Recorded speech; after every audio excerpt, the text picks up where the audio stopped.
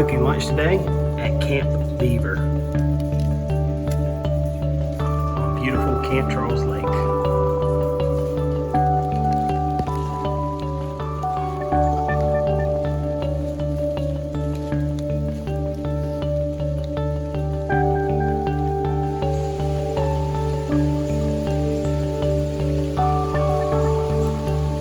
This is the trail to Camp Beaver here. All right, here we are at Beaver. That shelter right there will be our kitchen for the day. Hello and welcome to the Pathfinder Outdoor Kitchen. I'm Matt Mercer, instructor for the Pathfinder School and the founder of the Black Hat Bushcraft channel right here on YouTube. And today I'm on location at a Boy Scout camp. This is Camp Charles in Bailey, North Carolina. It is a beautiful camp. This is a place that I've spent quite a bit of time helping to teach some survival skills to different Boy Scout groups. And normally at least once a year or maybe twice a year, my family will actually reserve a spot here and we'll come camping sometimes on Memorial Day weekend, Labor Day weekend. It's just a beautiful property and a place that I love to spend time. And I'm just hanging out here this afternoon and I had the opportunity to do a little camp cooking and I figured I'd bring you guys along for that. And of course, with the new episode comes also a new winner of a prize package coming straight to your door from Reliance Outfitters. And that package will contain all the Pathfinder outdoor cooking gear that I used to prepare our recipe today. So we're on that winning recipe here in just a moment. So many times when I'm planning meals that I want to prepare in camp, I have to consider what ingredients will go into those meals. And I always take into consideration that those ingredients will be put into a backpack and carried on foot over distance to get to where I'll be staying or at least where I'll be cooking.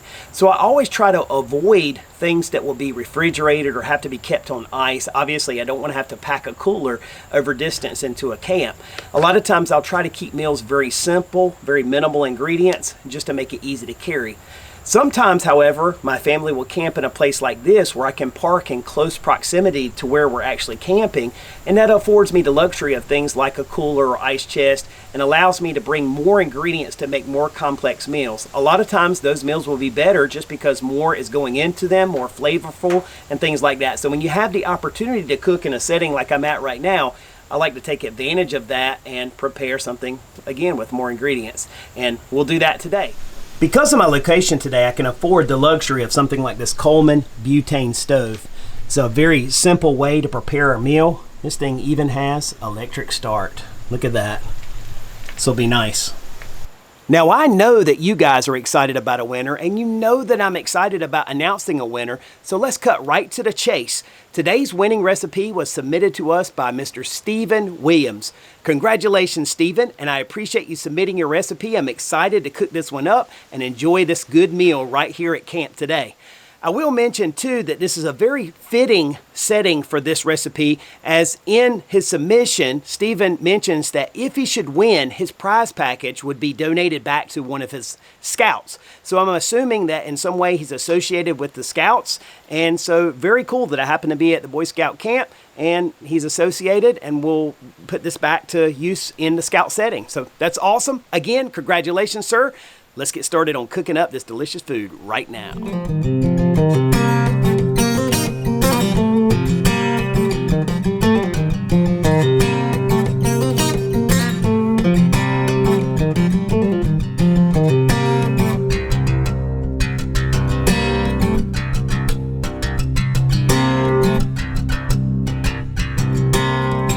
Now, this recipe really revolves around this summer sausage, and in the recipe it calls for half. And Stephen didn't really specify what size, so I'm just going to go with half of this sausage approximately. Just cut that thing in half and save the other part for later. So when we were kids, my granddad always used to keep summer sausage around the house, and we would be out doing what we did back in those days, roaming the woods, and we would come up to his house hungry, and so he would always pull out some summer sausage and crackers and cheese and stuff like that, and we would eat this. So I have fond memories of this. I'm just going to simply cube this stuff up. Nothing fancy about that.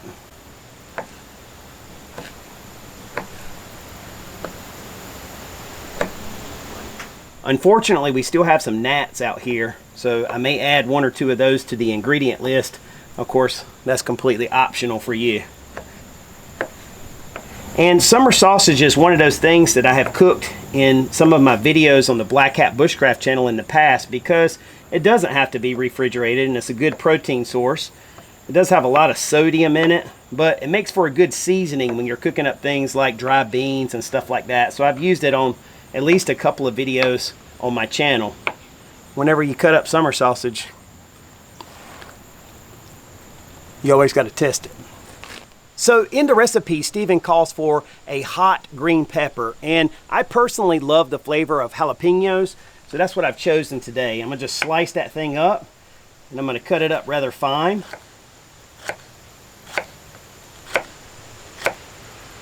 There's a lot of good peppers out there. I know some people are more into really hot stuff probably than I am. To me, jalapeno is perfect. Like, that's enough heat, but yet it still has a good flavor. For me, some of the hotter peppers just kind of, it's just torture without the flavor. So I know different people have different opinions on that, but I just love jalapeno. Hot enough, but still retains a good pepper flavor, I guess. I think this jalapeno will spice my dish up just perfect. Now we need to fire up this stove. Simple as that. And to get started, I'm going to add my skillet. And we're going to put just enough olive oil to brown up that sausage and pepper in here. All right, let's check this out and see if this oil's hot. Oh yeah. I've got that stove turned way down too.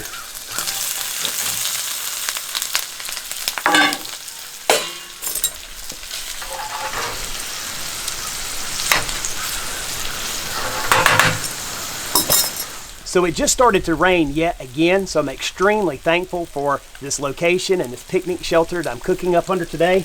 As you can see, I got my sausage and pepper browning here in some olive oil right in the Pathfinder skillet. And there's a lot of wind. I don't know if you can tell in the video, but it's kind of affecting the heat transfer as the wind shifts. So I'm constantly having to adjust the thermostat with the stove, but no big deal.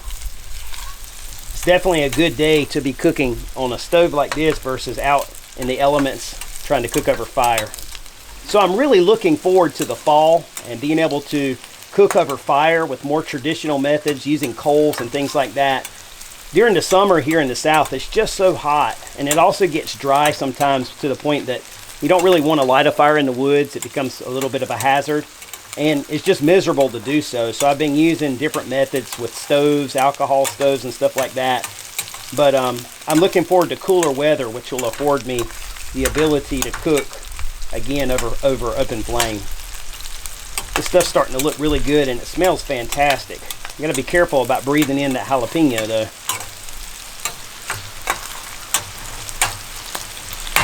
Looking good. Now, I think this sausage and peppers cooked down really good, so what I'm going to do is use my stainless plate as a trivet and just set this off the fire for now. And I'm going to get out my bush pot, and I'm going to add enough water to cook up my pasta. I'm going to get that stuff boiling here, and then we'll add in the pasta. All right, so I've got a rolling boil going there. So I'm going to go ahead and add in my pasta. This one just happens to be a tricolor rotini, which has 1 serving of vegetables in it. I'm always good with that. And of course, with this recipe, you could always add more or less depending on how many people you're cooking for. This is a small box, so I'm going to add it all.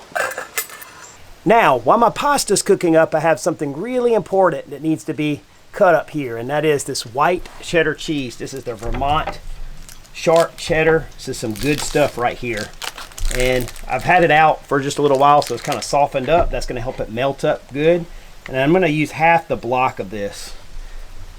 Actually, I'm going to use 3/4 of a block because that stuff's good. I'm going to save the rest for another recipe later. All right, and all I'm going to do is just cube this stuff up. That way it'll make it a little easier for it to melt when I mix it all together. Get all these pieces lined up here and make the work a lot easier. There we go. And of course, we always got to make sure the ingredients are good. I love that stuff. All right, so let's take a look at this pasta. And I think that stuff is about right. I don't like it to get too soft. I think that's going to be just about right for me. Yep, that's just perfect. All right, so now that I got my pasta done, I'm going to set it over on my plate. I'm going to add back my sausage and peppers, get that stuff hot, and we're going to add in the heavy whipping cream. All right, so within 30 seconds, this stuff started back sizzling. So I'm going to go ahead and add this heavy whipping cream. That'll thicken this all up, kind of bring the whole dish together.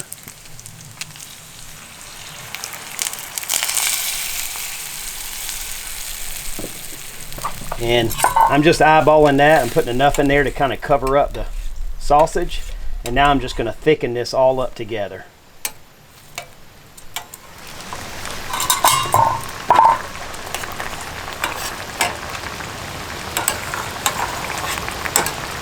So that stuff's really starting to thicken up nice. It's getting that kind of golden color. Tells me it's about right. I'm going to strain off my pasta and we're going to add this back in there. So I just take this long-handled spoon and run it through the tab on the lid of the bush pot, and I can brace that in place.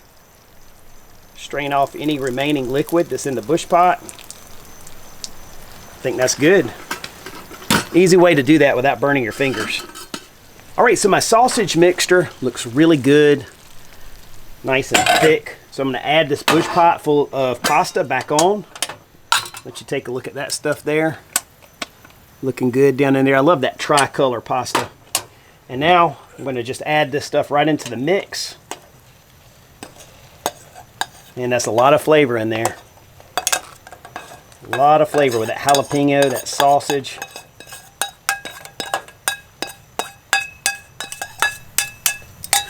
All right. Now, the important part is adding in this cheese right here.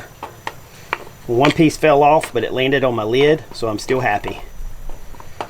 Might have a little more cheese than I needed for this. What am I talking about? Saying crazy stuff, right? Now I just got to mix this all down in here. So this 64-ounce bush pot just was the perfect size for this recipe. It fills the pot up almost to the top, so it's perfect. I have just enough room to kind of mix everything together. I'm going to let that sit there for just a minute and melt up, and then we'll finish this thing off. All right, so it's been several minutes and this food has had time to sit, let that cheese melt and let those flavors mesh. Let's take a look inside this pot. Man, oh man, if that does not look good to you, well, I'm worried about you. Let's see if we can make it just a little bit better. I'm gonna get some of this stuff out here on the plate. What I'm gonna do is add just a little bit of this shredded sharp cheddar cheese on top. And I'm gonna add some crumbled up bacon on top. Just crumbled bacon right on top of that with that sharp cheddar. Man, oh man, that is going to be some kind of good right there. All right, so there it is, all finished off with that smoky summer sausage, that white cheddar, and that sharp cheddar cheese, smoky bacon. Man, oh man, am I looking forward to eating this. This is a camp meal right here, fit for a king.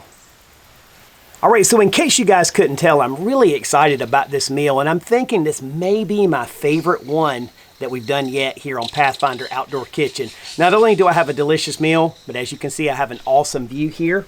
And as always, I'm gonna give thanks. All right, let's give it the old taste test.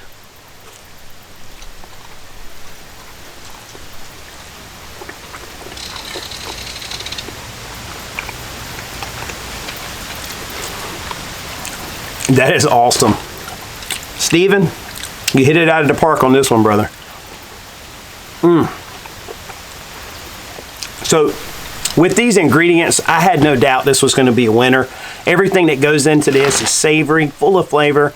This is just an awesome meal. If you were using a 2-burner stove, or if you had a campfire and you were cooking over that and you could do both the sausage and the pasta at the same time, it would definitely save you some time. What took me 20-25 minutes to do this was just filming it. But yeah, this is an amazing recipe. I strongly recommend this one, and this is definitely a do-againer. So once again, as always, I feel guilty eating in front of you guys, especially this one. Y'all know what my mom always told me. Don't talk with your mouth full. Never eat in front of your friends without offering them some. So here's a big bite for you guys. Y'all like cheese, pasta, sausage, pepper? Ooh, that's so good. Oh, that's so good.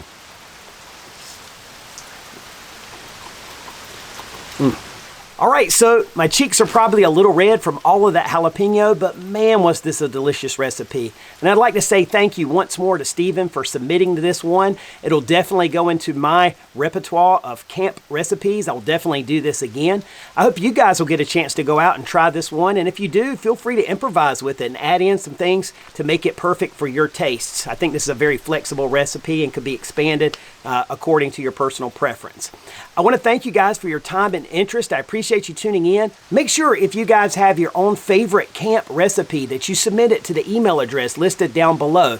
And that will go into a data bank of recipes that I pull from every time that I come out to cook and film an episode of Pathfinder Outdoor Kitchen. Remember, if I select your recipe to feature on our show, you'll get a care package from Reliance Outfitters with all of the Pathfinder outdoor cooking gear that I use to prepare that recipe. So I look forward to seeing your recipes coming in, and I look forward to trying a whole lot more good food out here in the field.